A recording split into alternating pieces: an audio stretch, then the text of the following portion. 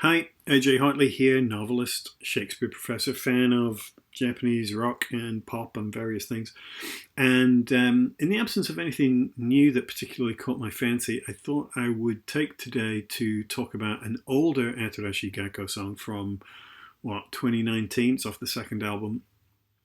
And just because I haven't, the song is Koi Gebba, which is a favorite song of theirs, of mine, which I haven't spoken about before. I haven't spoken about many of the songs of the early albums, but I would quite like to if anybody's interested. So we shall see if I do more of those.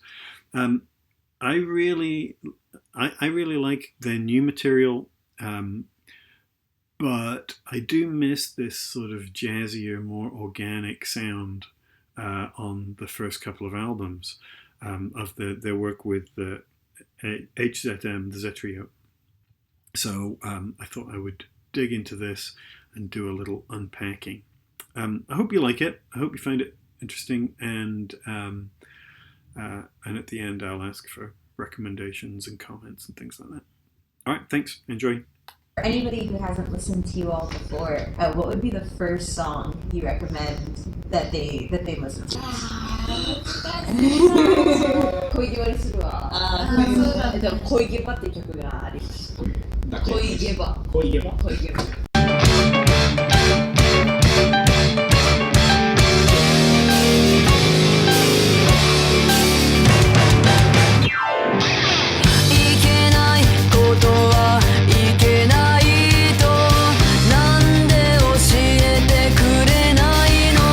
Oh man, such a strong start. I love that sort of pounding rhythm that gets it going, and I think it clears the air immediately, right? Title of the song is Koi Gebba. Koi means love. Gebba is an imported word from German, which means something like rebellion or revolt. It's a sort of violent political action, usually coming from the left. In other words, there to some sort of action that disrupts the status quo, right? It's an uprising. So, that the political force, the aggression of the thing, I think underscores the song all the way through. I'm going to come up with that, going to mention that a couple of times in the course of it, but I think you hear that in that really pounding rhythm, and then when the voice comes in, it's got that sort of low, bassy kind of feel, which Suzuka does really well. And I want to say right from the get-go, because this is ostensibly a song about wanting to learn love from a teacher and from the position of a high school girl. And so, there's a potential for this to be slightly creepy. And there are plenty of incarnations of this kind of song in which it is creepy. And it's a sort of staple of certain idol music groups, Japanese idol music groups. There's one, which I talked about before, by AKB48, another sensei song, which is sort of cringeably sensual and flirty and self-objectifying, right?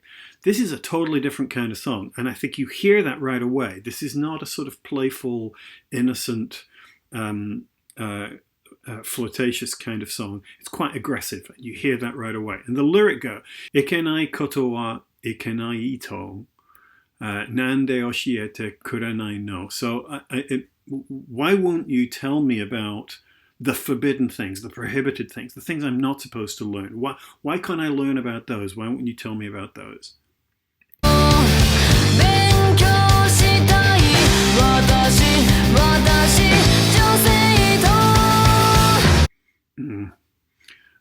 Benkyou shitai watashi josei to.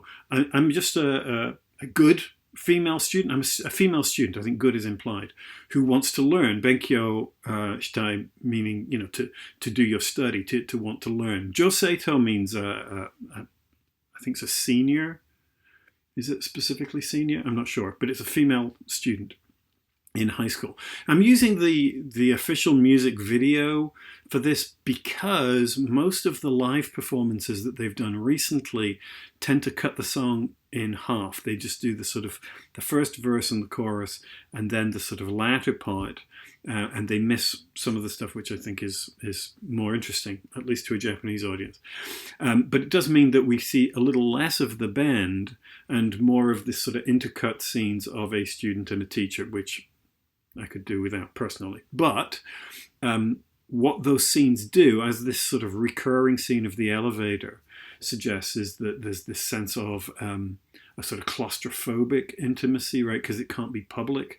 So there's a sort of a pressure on it, right? And I think that's a lot of the song focuses on that kind of pressure.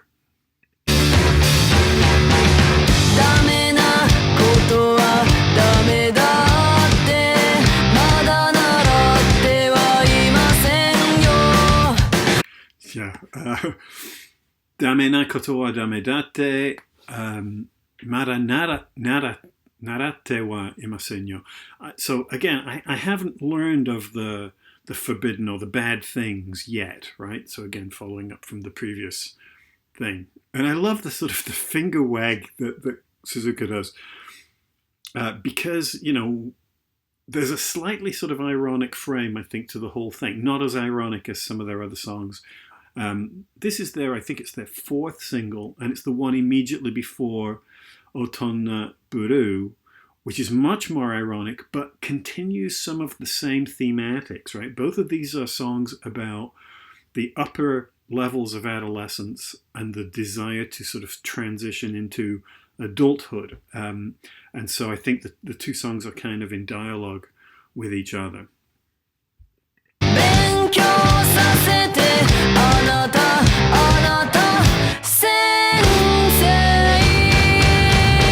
Now, I think you see in the choreography, and again, it's one of the reasons I wish I was using the performance videos, but you see in that choreography, there's a lot of tension and a lot of angst, and goes along with what I was just saying. This is not a flirty, sexy, look at me kind of song. This is a song about the internal frustration of wanting to sort of shed your childhood behind, shed your adolescence, and to pursue adult relationships, whether we're thinking of that in expressly sexual terms or romantic terms or what.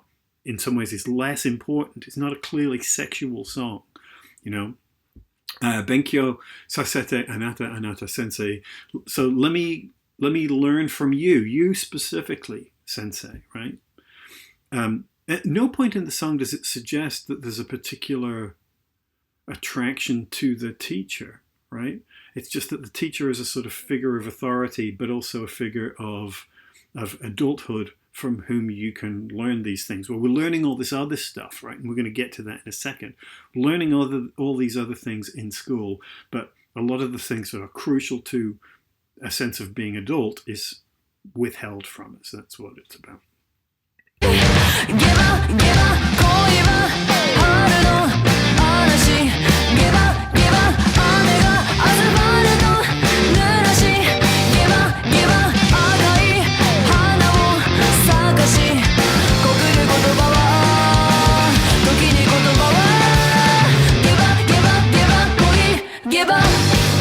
Oh man, I love those rhythms.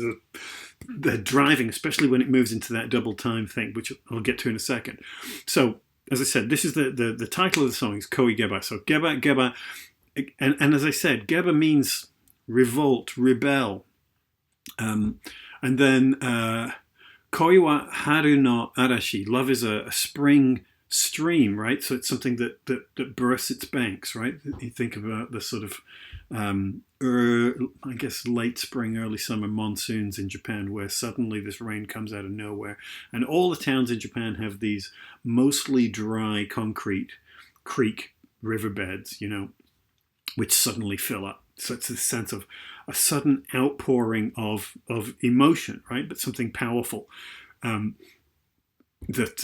floods everything. Gebba ame ga asfuruto Nurashi, so the rain moistens the asphalt, right? Suddenly it's the street looks darker and shinier because of the rain, and I think, you know, yes, is there a sort of sexual suggestion to this sudden sort of moistening that comes with the spring rains? Yes, I think so. Gebba Akai hana o sakashi. Revolt, rebel. A red flower is blooming. So again, it's this sort of sense of a seasonal blossoming, right? And we talk about this as a sort of image, particularly of female sexual maturity. Yeah. And then the last line is the most tricky. Tsugeru kotoba wa toki ni kotoba wa. And I'm translating this as sometimes the words which inform us are just words. And how do we interpret this? Well, one of the things that they do sometimes live is they'll introduce the song by saying, either in Japanese or in English, something that comes up at the end of the song, which is to say, is it a crime if I confess my feelings or my love, right? Sensei! What? Is it a crime if I confess my feelings for you? So there's a sense of, these are just words, but the things that are that I'm trying to say are sort of beyond words. But I also think, especially given where the second verse is going to go, that there's that one of the things it's doing is suggesting that there are words that we study in school that are somehow less important than this other stuff which we're not studying, right? People say actions speak louder than words. I think in a sense that's also the sense of this line, that yes, everything we're doing is about words. At what point do we move beyond that into something more palpable, more tactile, more meaningful?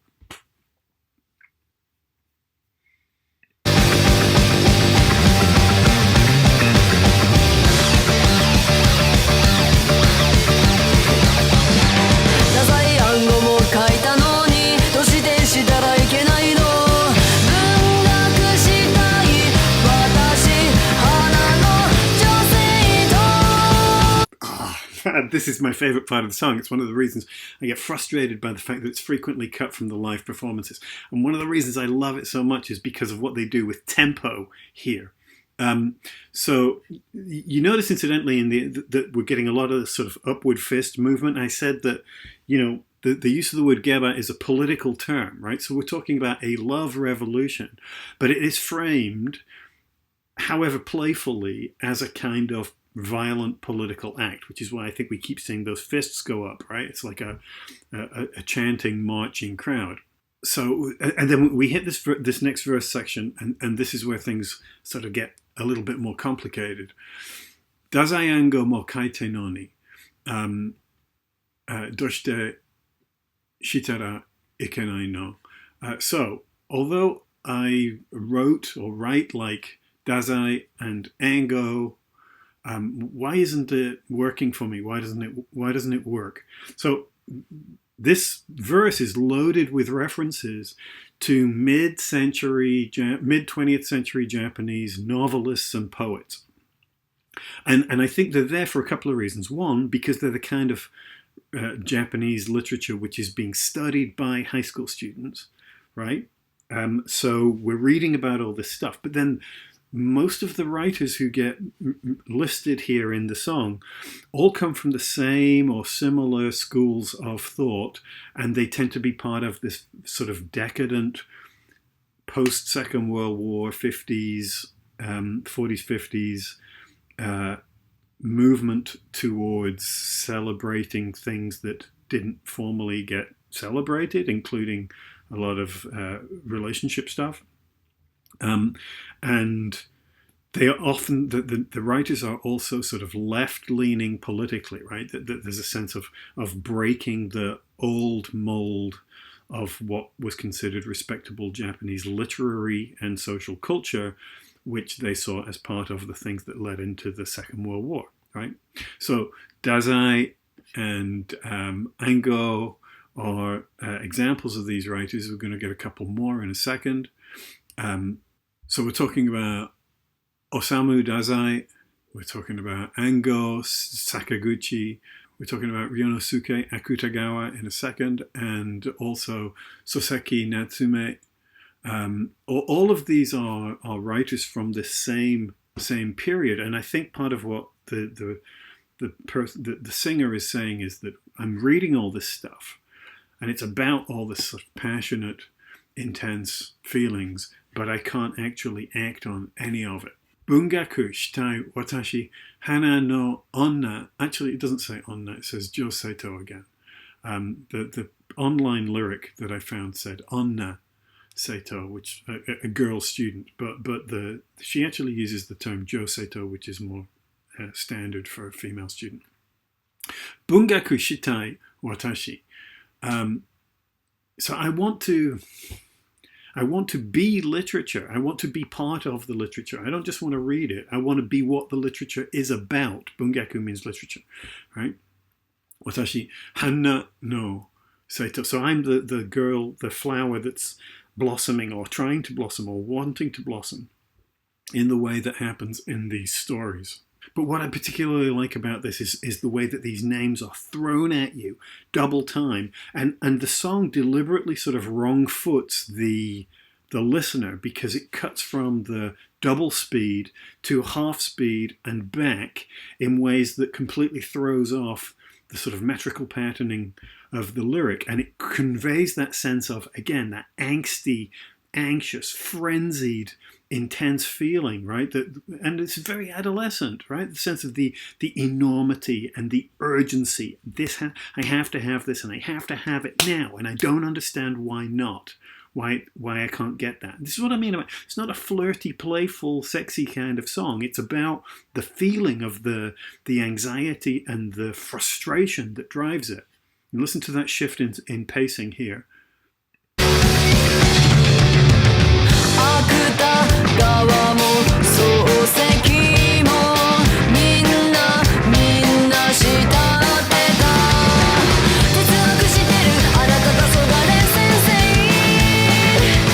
I love the way that by the time we get to that sensei, she's going so fast that she's actually beaten the line to the end. So she finishes the line in the middle of it, and the music has to finish out the line by itself. So just to go back, Akatogawa and Soseki, minna shitateta. Everyone loved you. Everyone adored you, right? Tetsugaku shiteru anata tasogarare sensei. So teach me some I want to say evening or twilight philosophy, sensei, right? So it's a metaphor for, I'm reading all this stuff and everybody says how great it is, but I'm not allowed to live the life that is being depicted in these sort of decadent, relationship-driven stories. And that's what I want. It's great, man. I love this. So smart. I should say that there's some confusion online about who's actually writing these things, and and in a couple of places the band themselves are credited with the lyric. The music, of course, is by HZM, or the Z Trio, the jazz trio who they worked with on their first two albums. This is off the second album from 2019. And it has a lot of the same sort of acid jazz kind of intensity and rhythms that we've been talking about in some of the other early Atarashii Gakko songs. Now, the lyric in this is by a guy called Tenma Matsunaga, who is a musician in his own right and a songwriter. And I don't know much about him, but it seems like one of a common feature of his stuff is that he likes to dip into, classic Japanese literature, providing sort of lengthy quotes or ruminations on those things as part of contemporary songs. So there's something clearly going on here, right? And as I was saying, that the political tone of the song fits the nature of the writers who are being invoked in the course of the song, right? So that this idea that acting on desire is a political act in a culture that is in some ways repressive, right? Now, obviously, we're talking about a high school student, so maybe it's more complicated than that. But from the perspective of that high school student, it feels like a needless conservatism, a repression, something that has to be shattered by political action, and that's what provides the song with its guiding metaphor.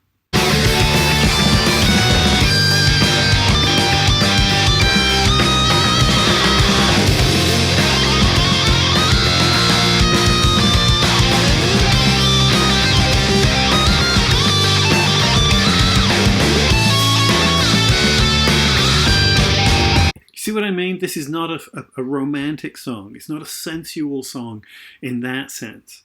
It's got that. It's all edge. It's all angst. It's all frustration, and that the desire is as much a part of the political as it is the sensual. And you see it both in the chaos, organized chaos of the choreography, but you hear it also in that heavily distorted, fuzzy guitar, doing a slightly bluesy but very intense jazz kind of solo.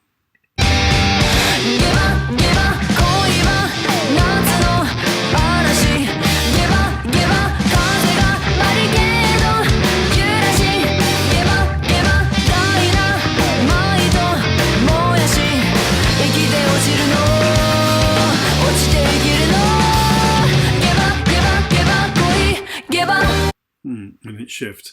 But before we get to that shift, again, Gebba, Koi wa natsu no arashi. So the rebel, love is a summer storm. So we move from spring to summer. So we're building the intensity of it. Gebba.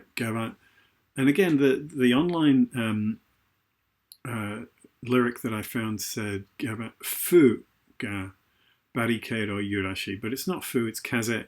But both words mean rebel, the wind, that's the kaze, shakes the barricades, right? So again, another of these political images of insurrection and protest and, the sort of large-scale attempt to disrupt the status quo, the barricades.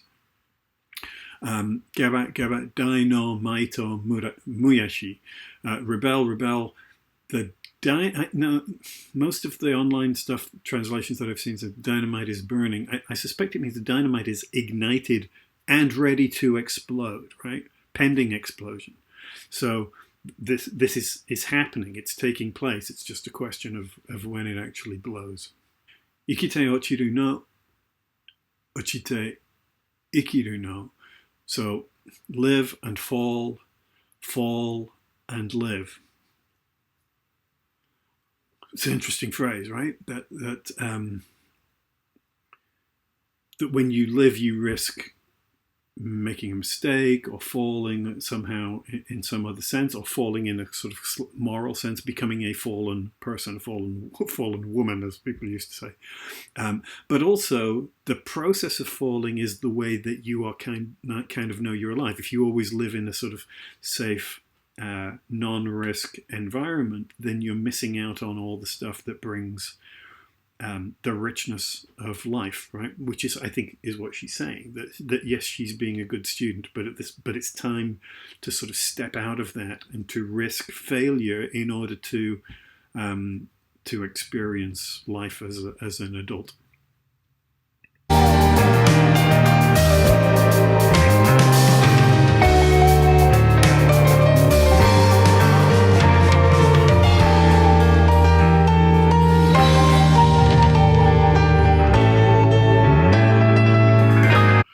I love the sort of the way that the song has movements. We had that frenzied, panicky stuff a moment ago, and now it's beautiful and soothing and hinting at some sort of consummation. Maybe not. Maybe it's just a different sort of moment in the anticipation. But it gives them the opportunity to do this sort of much more graceful, almost balletic kind of movement, which I think they're really good at. And now, straight jazz.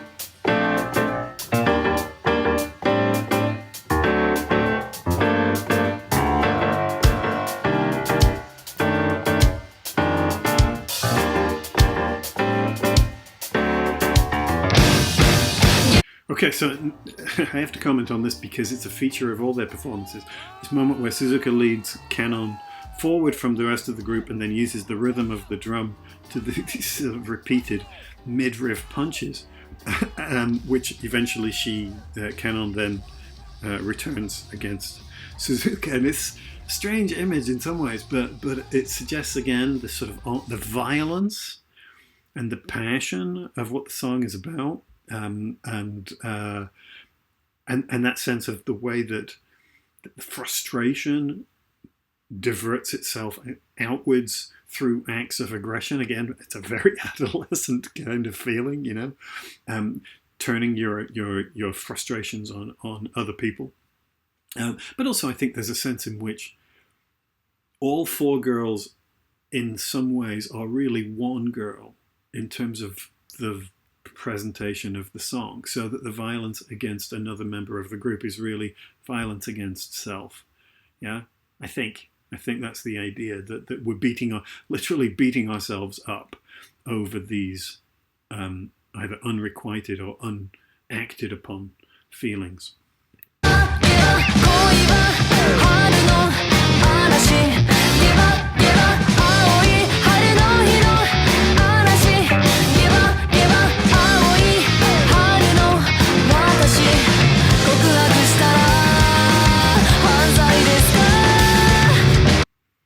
Yeah.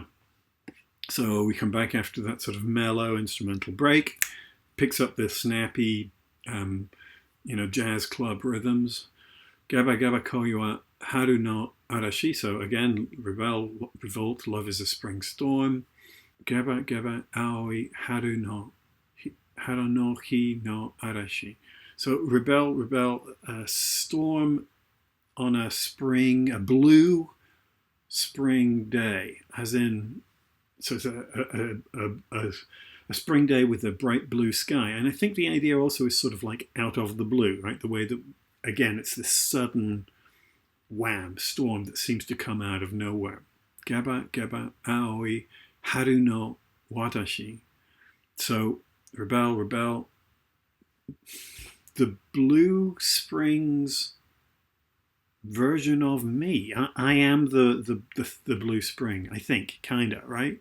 Haru no watashi, right? This is the new me coming out of the blue, blossoming like the flower, right? Kokuhaku shitaru hanzai desu ka?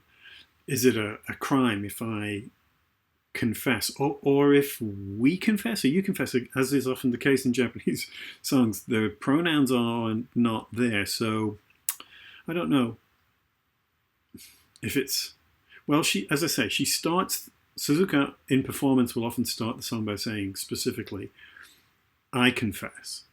Maybe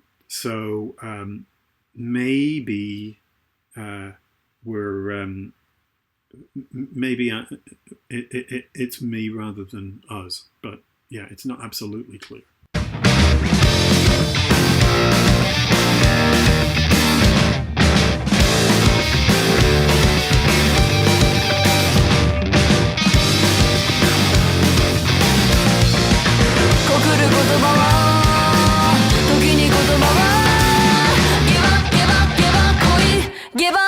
Before we hit the final bit, so again, kokura kotoba wa toki ni kotoba wa.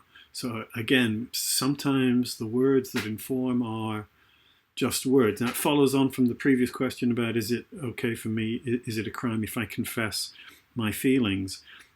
Sometimes,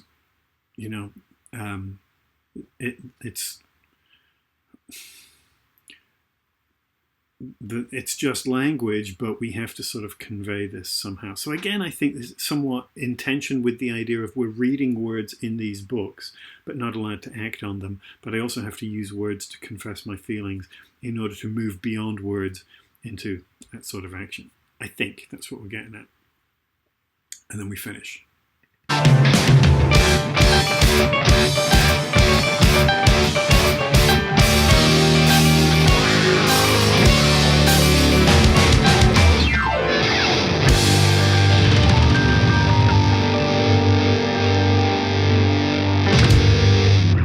Yeah, and we get that, lovely. We get that sort of very, in a sense, adolescent dying swan act at the end. The sort of the balletic little march through when they come through in sequence, and then the sort of dying fade as they sort of collapse in on themselves. I love that. It's so great. It's so smart. It's such a smart song. And I think it makes really good use both of the literature that it's referenced and that kind of very guttural jazz sort of feel along with the sort of freshness of their own perspective and the choreography and stuff. And it's absolutely perfect. It's one of my favorite songs of theirs. I think it's beautiful. Well, I'm glad that as they sort of continue to make new music, and obviously most of the new stuff has a very different kind of sound, and it's more synthesized, more computer driven. And I confess that I do miss this more organic, earthy sort of jazz-based stuff. Though I like the new stuff as well. But I do miss this, and I'm glad that they are continuing, at least at the moment, to perform some of these early songs, including Koi Gebba, in their live shows. And I hope that eventually they will figure out that there are other states in the US than California, and we'll get to see them somewhere else. In the meantime, I hope that they keep recording, keep doing stuff. I think I'm going to do an Atarashii Gakko cocktail video coming up soon, because I had a couple of ideas for AG cocktails, which I think would be fun. All right, I think that's it. For now, thanks as ever to my patrons. Thanks to anybody who's watching this, especially if you've never seen my channel before. Please feel free to check out my other videos. Like, comment, subscribe, make recommendations if there are other songs you want me to talk about, and I will see you again soon. Thanks.